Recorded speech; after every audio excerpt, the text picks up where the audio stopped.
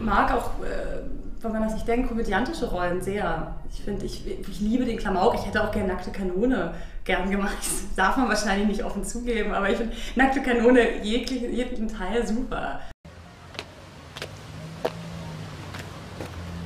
Ich denke, man sieht sich. Ja, man sieht sich. Cool. Willst du meine Telefonnummer haben oder lieber nicht? Ja, das wäre gut. Hast du einen Stift? Nein. Tja, also, wenn du mal in der Nähe der Uni bist, ich habe meistens um 5 Schluss. Jedenfalls montags, mittwochs und freitags. Ich treffe mich dann oft mit meinen Leuten im Café. Okay? Okay. Mach's gut. Du hast Lust auf knackige Erdbeeren? Dann komm rein und bring die Sahne mit. Ich erfülle deine Wünsche. Besuch mich im Chat.